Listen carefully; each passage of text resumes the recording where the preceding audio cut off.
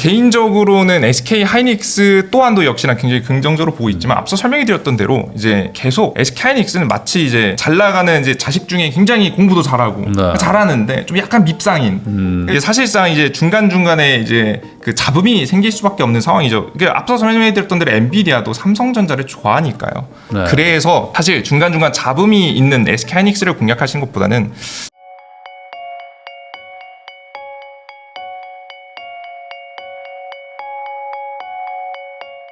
온더벌 투자자문의 이재진 운용력님하고 이제 이야기를 나누고 있습니다. 자, 그러면은 이제 결국에는 국장 투자도 뭐 물론 이제 상법 개정이니 뭐 이런 걸 통해서 아예 그냥 주가 자체가 이제 퀀텀 점프하는 거를 기대하는 분들도 있어요. 근데 그렇죠. 결국에 주식이라는 거는 실적 기반의 뭐 개별 주식들이 잘 돼야 그래야 뭐 이제 주가도 올라가는 거 아니겠습니까? 뭐 가장 많이 가지고 계신 것들이 결국에 이제 삼성전자인데 이 삼성전자 분위기가 어떤지도 좀 궁금하거든요. 요즘에 좀 뭐 HBM 뭐 다시 뭐 된다 뭐 이런 얘기들이 또 나오는데 이게 뭐 한두 번 나왔던 얘기도 아니고. 그렇죠.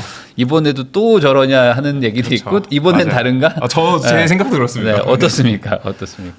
일단은 우리 투자자 여러분들께서 아마 뉴스가 조금 네. 거의 마치 확정되다시피 한 기사들이 꽤나 네. 있다 보니까 타이틀만 보시고 아마 진짜 됐네? 라고 이미 생각하고 계시는 분들도 꽤나 있으실 거라고 좀 생각을 들어요. 네. 근데 이제 우선 말씀드리면 최근 들어서 HBM3E라든가 아니면 HBM4 이제 공급 가능성이 올라갔다, 공급 가능성이 생겼다라는 것 자체는 이제 가능성이 높습니다. 네. 이게 이제 실제 맞을 가능성이 높고, 다만 실제 그렇다고 해서 공급이 확정돼서 얼만큼 공급을 한다라는 계약서라든가 통과가 됐다라는 명확한 내용은 아무것도 없습니다. 아무것도 없어서 기대감이 계속해서 존재하는 것이지 그게 실제화될지는 아무도 모른다라고 좀 보시면 될 것 같은데요. 그래도 저는 주가 자체는 긍정적일 거라고 봅니다. 이게 이 말이 이상하잖아요. 네. 이게 아닌 것 같은데 이게 왜 그렇게 긍정적으로 보냐, 이상할 수 있을 것 같은데, 일단은 이 이해관계를 좀 간단하게 이해하시면 좋을 것 같은데요. 최근 들어서 이제 이재용 회장과 지금 이제 젠슨 왕 엔비디아의 CEO가 직접 만나서 포옹을 한 사진이 최근에도 맞아요. 굉장히 이야기가 많이 나왔었습니다. 그만큼 굉장히 친밀하다라는 부분인데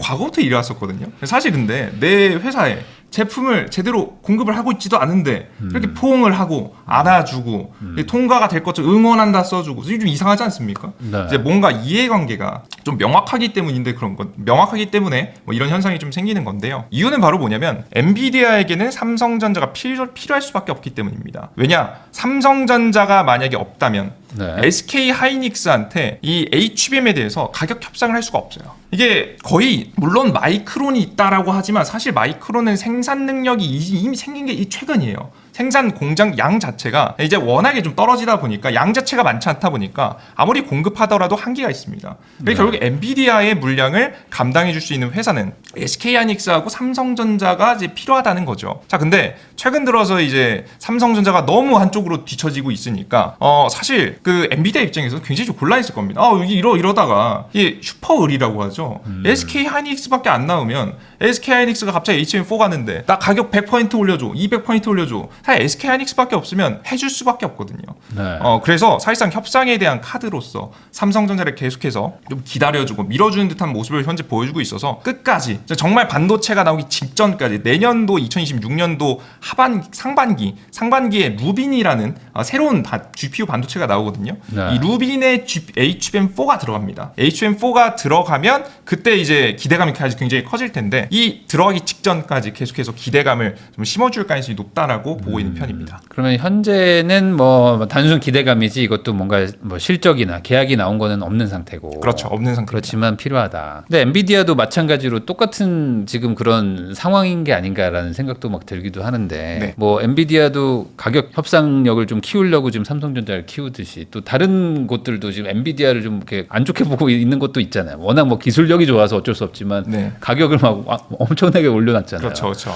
근데 본인의 경쟁력들을 이제 유지하기 위해서는 삼성전자를 키워줄 필요는 있다. 네. 근데 그런 기대감이 사실상 뭐 현실화가 된다는 건 또 별개 얘기니까. 그렇죠. 그러면 지금 현재는 기술력은 알 수 없다. 그죠. 기술력은 알 수 없고 분명히 근데 긍정적으로 바뀐 것만큼은 이제 분명하다. 실제 이제 최근에 HBM4 이제 초기의 좀 테스트 단계를 좀 빠르게 통과했다라는 이야기가 좀 돌고 있긴 하거든요. 네. 실제 이게 가능성이 아예 없는 건 아닌 게 일단 삼성전자의 이제 HBM4 같은 게 좀 다른 게요. 가장 최신의 이 HBM은 보통 D램을 위로 쌓아 올린 게 보통 HBM이잖아요. 이 하나하나 이제 반도체도 이제 버전이 좀 다릅니다. 이제 네. 버전이 올라갈수록 이제 다음 버전이 나올수록 당연히 성능이 올라가고 전력 소모도 줄어들고 하겠죠. 가장 최신 버전을 좀 사용했거든요.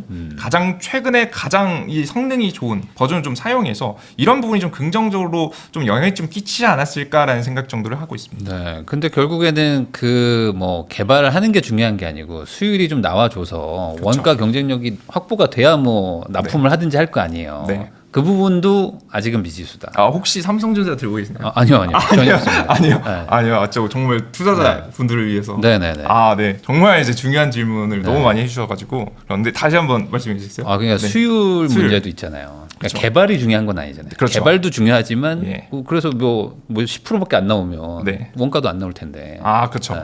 일단은 수율에 대한 부분을 물어보시면 수율은 제가 알 수 없습니다. 알 수 없다. 네, 만약에 이게 정말 이제 이 부분을 정확하게 아시는 분이 있다라고 하더라도 아마 공개하면 그게 오히려 문제겠죠. 네. 알고 있다는 것 자체가 애초에 기업의 기밀을 좀 그렇죠. 유출하는 부분이라서 특히나 이제 굉장히 예민한 부분이다 보니까 사실 이걸 알고 있다, 계산했다 뭐 이런 내용들이 나와도 참고만 하시는 거지 여러분들께서 맹신하실 필요는 없다라고 좀 항상 좀 말씀을 드리고요. 그럼 수율 같은 경우에는 그러면 좀 개선될 수 있을 만한 그래도 여지는 있었습니다. 최근에 반도체를 싹 다 이제 재설계했습니다. 네. 원래 기존에는 삼성전자가 이제 반도체를 생산하는 방식 자체가 뭐냐면 과거부터 이제 많이 안 바뀌었거든요. 이 최대한 비용을 좀 줄이고 그 이익률을 좀 높이는 쪽으로 네. 반도체 공정 자체가 좀 맞춰져 있었어요. 최신식 신규 반도체를 좀 더 비싸더라도 잘 만들자 이게 아니고요. 이런 쪽으로 공정이 맞춰져 있다가 애초에 설계 자체도 그렇게 맞춰져 있는 거죠. 그러다가 최근 성능을 기반으로 해서 이제 일부 설계가 많이 바뀌었다는 이야기들이 계속해서 들려왔고요. 그런 부분들 때문에 수율에 대한 부분도 개선됐을 것으로 좀 예상이 되고 있는 상황입니다.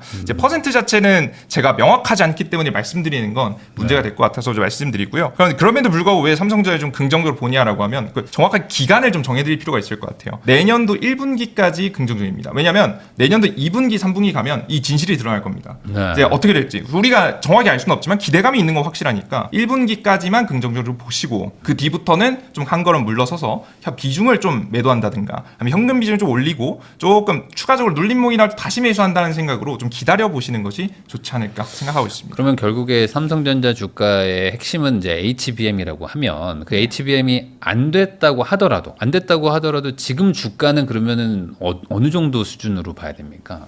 지금 한 7만 원 정도 하더라고요. 그렇죠. 근데 사실 뭐 4만 원대에서 이렇게 쭉 올라온 거니까 많이 오른 것도 맞는데 그러니까 여기서 더 가냐 안 가냐 이거에 대해서 또 의문들이 많으시니까. 일단은 기본적으로 전 긍정적으로 본다라고 좀 설명해 드리고요. 추가적인 상승 가능성은 꽤나 있습니다. 이제 왜 그렇냐라고 하면 삼성전자는 대한민국의 시가총액 1위 기업입니다. 네. 이제 이게 1위 기업이라는 게 중요한 게 뭐냐면 1위 기업은 어찌됐든 한국이라는 나라, 그러니까 보통 이제 글로벌 투자 자금들은 아시아에 투자할 때 분산을 합니다. 뭐 일본, 뭐 대만, 네. 뭐 중국, 한국 같은 경우는 이제 분산해서 하겠죠. 분산해서 선택할 때 결국에는 높은 비중을 찍을 수밖에 없는 그게 어찌됐든 삼성전자입니다. 그래서 삼성전자는 유동성이 증가해서 결국에는 한국에 자금이 들어올 수밖에 없는 상황이 만들어진다면 삼성전자에 들어오는 수급은 분명히 있을 것이다 라고 좀 생각이 되고요. 앞서 설명해 드렸던 대로 HBM에 대한 기대감도 있고 그리고 추가적으로 최근에 파운드리 어느 정도 좀 복구되는 그림이 좀 나오고 있지 않습니까? 물론 중간에 검증해야 되는 것들이 몇 번 남아있긴 하지만 긍정적으로 좀 흘러가고 있는 상황이라서 내년도 1분기까지는 좀 긍정적으로 보셔도 된다라고 보고 있습니다. 이것도 이제 TSMC를 또 견제하기 위해서는 또 삼성전자가 필요하다. 뭐 이렇게도 볼 수도 있는 거죠. 그렇죠. 네, 그렇습니다. 그러니까 이래저래 미국 뭐 AI 기업들도 삼성전자를 어쨌든 너 좀 잘해봐라라고 그렇죠. 하는 그 기대를 할 수밖에 없는. 사실 최근에 이제 테슬라하고 애플 이제 수주 물량을 일부 밀어준 것도 사실 삼성이 혼자였으면 좀 힘들지 않았을까. 미국 본토 안에서 어찌됐든 어떤 것이든 반도체를 만들어라라고 현재 정부에서 압박을 하고 있기 때문에 결정된 거라고 좀 보고 있고요. 일단 이와 관련해서 추가적인 좀 이야기를 좀 드리면, 근데 이게 하나 넘어야 될 산이 하나 있긴 합니다. 어떤 게 있냐면 결국에는 이제 테슬라의 반도체를 수주한 게 규모가 굉장히 크거든요. 애플 것도 이제 물론 중요하긴 하겠지만 테슬라의 것을 만드는 게 굉장히 중요한데 이게 2나노 공정이 좀 들어갑니다. 2나노 공정은 아직까지 수율이 제대로 나오지 않아서 제대로 삼성전자도 도전하고 있는 사실 검증되지 않은 이제 이런 이런 단계거든요. 그래서 2나노 반도체 생산이 성공을 해야 되는데, 그러면 2나노에 대한 검증은 어떻게 할 수 있느냐라고 하면, 이 최근 들어서 이제 삼성전자에서 핸드폰에 들어가는 AP 모바일 칩이 있거든요. 네. 예, 엑시노스라고 하는데, 엑시노스 2500이라는 이제 해당 제품을 갤럭시 이제 폴더블 핸드폰들에 탑재시켜가지고 넣어놨습니다. 이게 왜 탑재시켰냐 보면, 사실 이게 원래 기존에 퀄컴 걸 사용하게 되는데 퀄컴 게 비싸거든요. 네. 너무 비싸가지고 이걸 이제 가져다 쓰게 되면 연간 이번 상반기에만 하더라도 규모 자체가 한 8조에서 9조 가량의 비용이 여기서 나가다 보니까 어쩔 수 없이 이제 이게 쓰긴 쓰는데 이게 너무 비싼 거죠. 그러다 보니까 폴더블 핸드폰 같은 경우에는 갤럭시 지금 특히나 이제 엑시노스를 최대한 활용해가지고 자체 설계하고 자체 생산하는 쪽으로 해서 비용을 좀 감축시키는 쪽, 특히나 이제 파운드리 쪽에 적자도 줄일 수 있어서 이걸 최근에 진행했는데요. 엑시노스 2500까지는 3나노를 사용하고요. 네. 근데 이게 다음 버전 2600부터는 2나노를 사용한다라는 이야기가 시중에 이미 나와 있는 상황입니다. 이게 그럼 2나노 2600이 어디 탑재되냐? 내년 1월에 갤럭시 S 새로운 버전이 나오거든요. 네. 플래그십 핸드폰. 이 플래그십 핸드폰에 들어갈 가능성이 높다라는 이야기 최근에 나오고 있어요. 만약에 삼성전자가 이걸 못 만들어서 이제 못 하는 거지, 만들 수 있으면 이보다 좋은 게 없거든요. 그래서 이걸 만들어서 정말 갤럭시 S 내년 1월 언팩 행사에서 나올 신규 핸드폰에 들어간다면 갤럭시 정말 나오면 2나노 성공했네? 라고 좀 볼 수 있겠고요. 그러면 정말 이제 테슬라뿐만 아니라 2나노가 성공하면 사실 줄설 기업도 굉장히 많습니다. 뭐 엔비디아부터 시작해서, 물론 뭐 당장에 하기는 않겠지만 기대감이 좀 생길 수 있겠죠. 삼성전자의 뭐 파운드리가 재평가받는 상태가 될 수 있어서 아마 이제 과연 이제 삼성의 갤럭시 핸드폰 엑시노스 2600이 들어가냐 마냐, 이게 굉장히 중요한 포인트가 될 것 같습니다. 네. 그러면 제가 지금 그 매니저님 얘기를 들어보면은 반대로 굳이 여기에 베팅을 뭐하러 하냐? 이렇게 그냥 갈 길이 많은데. 하이닉스 사고 퀄컴 사면 되는 거 아니냐라는 네. 생각이 들기도 하거든요. 여기는 네. 이미 돈 잘 벌고 있고 가격 경쟁력 엄청나게 높아가지고 네. 막 영업이익 엄청 나고 있는데, 그럼 대신 여기는 이제 주가는 비쌀 수도 있잖아요. 어떻게 보십니까? 하이닉스의 어떤 회사가 좋은 건 다 아는데 네. 가격은 또 다른 얘기니까. 개인적으로는 SK 하이닉스 또한도 역시나 굉장히 긍정적으로 보고 있지만, 앞서 설명해 드렸던 대로 이제 계속 SK 하이닉스는 마치 이제 굉장히 이제 잘 나가는 이제 자식 중에 굉장히 공부도 잘하고 네. 잘하는데 좀 약간 밉상인. 이게 사실상 이제 중간중간에 이제 그 잡음이 생길 수밖에 없는 상황이죠. 앞서 설명해 드렸던 대로 엔비디아도 삼성전자를 좋아하니까요. 네. 그래서 사실 중간중간 잡음이 있는 SK 하이닉스를 공략하시는 것보다는 차라리 하이브리드 본딩 네. 쪽이 결국에는 HBM4 그 12단 이상부터는 8단 12단 이상부터는 이제 그 하이브리드 본딩을 쓸 수밖에 없다라고 이제 이미 규격 자체가 정해져 있는 상황이라서 하이브리드 본딩 장비를 좀 만드는 이런 기업들이 좀 유망하지 않을까. 라는 생각 좀 가지고 있어서 이것뿐만 아니라 뭐 반도체 패키징, 전체적으로 반도체 패키징이라고 보시는 게 좋을 것 같습니다. 3D 패키징 쪽 미국 정부의 정부 자금도 좀 긍정적으로 좀 지금 현재 지급이 현재 준비되어 있는 상황이라서 현재 이쪽을 좀 유망하게 보시는 게 좋지 않을까 싶습니다. 그러니까 SK든 삼성이든 누가 개발하든 상관없이 돈 버는 회사들이 있나요? 가장 유력한 회사는 몇 가지 정해져 있습니다.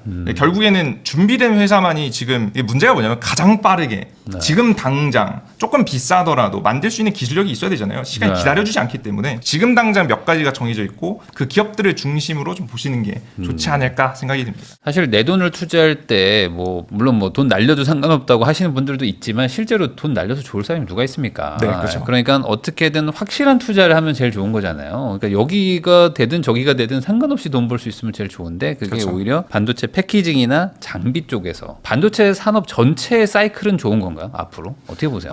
일단은 제가 이제 반도체 사이클 자체를 좀 간단하게 좀 설명해 드리면, 현재 결국에는 사실 미국의 경제도 그렇고 전 세계 경제도 그렇고 한 번 더 무너졌어야 됩니다. 무너져야 되는데 AI가 너무 깜짝 등장이 됐고, 네. 이 오픈 AI의 챗 GPT 공개가 됐고, 이게 너무 혁신적인 충격을 가져다 주다 보니까 너도 나도 이 엄청난 투자, 특히나 미국 빅테크를 중심으로 해서 엄청난 투자가 이루어졌고, 이 자금들 덕분에 사실상 미국 경제가 버티고 있는 거거든요. 지금 현재 미국에 있는 빅테크 기업들이 자본 지출하는 지금 이제 규모하고 미국의 이제 GDP 규모를 비교해 보면, 사실상 AI 분야의 투자 비용이 빠지면 GDP는 마이너스입니다. 어... 그만큼 이제 AI가 AI가 시장을 이끌고 있다라고 좀 보시면 될 것 같은데요. 네, 그래서 AI 섹터 그럼 도대체 어디까지 갈 것이냐, 중요한 건 설명드렸고 이제 어디까지 갈 것이냐 이게 굉장히 중요할 것 같은데 일단 요거는 물론 이제 아무도 이제 그 기준이나 타이밍은 명확하게 좀 알기는 어렵습니다만은 대략적으로 감을 잡기 위한 간단한 좀 설명을 드리면 모든 이제 투자는 뭐 설치 먼저 이제 인프라가 설치되는 뭐 철도라든가 뭐 인터넷이라든가 스마트폰 다 마찬가지죠. 네. 기기라든가 아니면 이제 인프라가 먼저 깔려야 되고요. 그리고 나서 추가적으로 이 기술이 어디까지 성장할지 한계점이 언제일지까지 이 한계를 테스트하게 됩니다. 한계 테스트는 이 기술력 자체가 될 수도 있을 것 같고요. 뭐 최근 들어서는 AGI 같이 네. 범용인공지능, 뭐 간단하게 말해서는 정말 사람의 일을 정말 대신할 수 있는 이런 정도의 범용인공지능이라든가 기술이라든가 아니면 전력 공급이 부족해서 더 이상 성장을 못할 수도 있다. 네. 라는 이야기로 좀 돌고 있거든요. 최근에 그래서 전력 공급 문제로 인해서 미국에서 데이터 센터 건립을 취소한 기업들도 꽤나 많습니다. 그래서 이런 한계점에 다다르고 나면 이제 여기가 한계네라고 하면서 그 한계점까지 온 기술력을 가지고 상용화를 준비합니다. 네. 보통 그래서 플랫폼 기업들이 그때 탄생하는 거거든요. 뭐 지금 이제 우리나라 국내에서는 뭐 모바일 핸드폰 시대에서는 스마트폰이 보급되고 나서 이제 카카오톡 이런 게 다 플랫폼 기업이거든요. 네. 플랫폼 기업들이 떠오르기 시작했고 결국에는 나중에는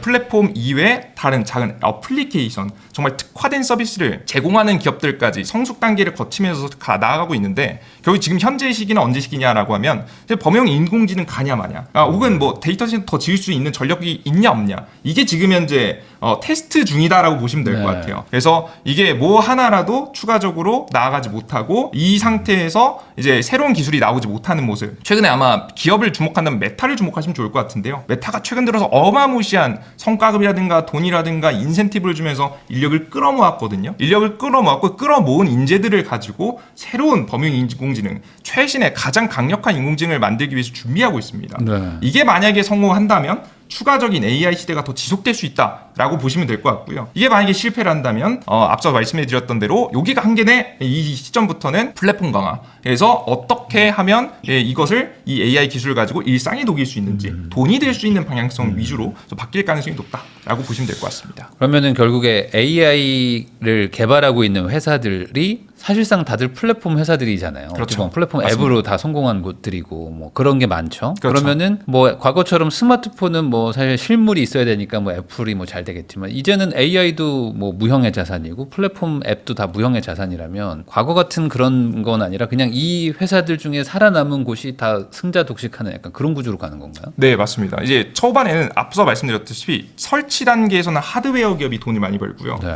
그리고 그 다음에 이제 나아가서 이제 상용화를 좀 준비한 단계에서는 앞서 말씀드렸던 플랫폼 기업이 몇몇 개 선택을 받습니다. 네. 뭐 가장 대표적으로는 SNS에서는 메타, 과거 페이스북이죠. 인스타그램 같은 기업들이 뭐 결국에는 선택을 받았고 결국에 그 상태에서 나아가면서 좀 성장을 할 수 있었던 거거든요. 그러니까 이제 앞으로 그런 길을 간다면 사실 제일 좋은 거는 엔비디아 아닌가요? 아직 뭐 초반이라면 원전 엔비디아 뭐 이런 게 제일 좋은 거 아니에요? 아니 아직 뭐 판도 안 깔았으면 네. 시장에 판을 까는 사람들이 먼저 돈을 버는 거잖아요.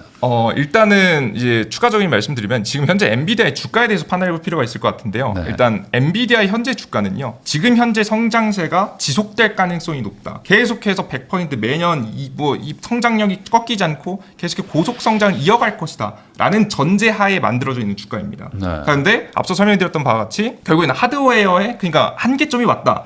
데이터 센터를 못 만든다. 더 만들고 더 계속해서 돈을 벌긴 하고 성장은 하겠지만 예를 들어서 100% 성장하는 기업이 만약에 다음 연도에 50% 성장했어요. 네. 당연히 잘한 거거든요. 네. 이보다 이보다 돈을 잘 벌 수 없는데 그래도 주가는 하락합니다. 실망감이 너무 크다. 왜냐하면 100%를 생각하면서 주가가 형성되어 있기 때문에 그 이후에는 결국 조정받을 수밖에 없다라고 좀 생각하시면 될 것 같고요. 그래서 앞으로 나올 범용인공지능, 네. 그 메타가 어떻게 만드는지 그리고 앞서 설명드렸던 것 같이 전력 수요가 과연 이걸 잘 버텨줄 수 있을지 굉장히 중요한 키포인트라고 보시면 될 것 같습니다. 오히려 지금 더 이 인프라 자체에서 오는 어떤 그 한계 네. 이런 것들이 조금 더 주목을 받고 있다 이렇게 그렇죠. 봐도 되겠죠. 네. 아니, 안 그래도 이번에 뭐 그 한미 정상회담에서도 뭐 그렇고 좀 뭐 원전 얘기들도 계속 나오고 있는데, 그러니까 AI 관련주에 이제 원전이 들어가는 뭐 이제 전력 인프라가 들어가는 게 이제 그런 의미로 받아들이면 되는 걸까요? 그렇죠. 이게 자꾸 한계점이 보이니까 원전이 필요할 수밖에 없고요. 네. 근데 사실 원전 생태계라는 것 자체가 한 번 망가뜨리면 망가뜨린 시간 곱하기 3 네. 사실 복구하는데 훨씬 많이 시간이 걸립니다. 네, 이건 정확한 기준은 아니니까 대략적으로만 생각하시면 될 것 같습니다. 네. 생태계가 복구하는데 오래 걸리다 보니까 미군이 이미 망가져 있어요. 미국은 애초에 철강 자체도 못 만들어가지고 지금 기업이 적자 나가지고 네. 지금 일본 기업한테 이제 넘어가고 이런 상황이라서 워낙에 이제 인프라 자체가 제대로 정확하게 말해서 적절한 가격에 많이 생산해낼 수 없는 네. 단계다 보니까 이제 한국이 선택할 수밖에 없는 거죠. 근데 그 이외에는 중국밖에 없는데 중국을 어떻게 선택하겠습니까? 그래서 어쩔 수 없이 한국을 선택할 수밖에 없는 상황이 됐고 한국의 이제 인프라 기업들 특히나 이제 원전에 들어간 기자재를 만드는 기업들 이제 확정적으로 아마 최근에 이제 웨스팅하우스하고 합작사를 낸다 이런 이야기가 있거든요. 네. 이제 합작사를 내기 전까지는 아직 아무도 모릅니다. 근데 합작사를 내고 나면 이게 확실해지면 이게 결정이 되면 그때는 좀 긍정적으로 보셔도 되지 않을까 생각하고 있습니다.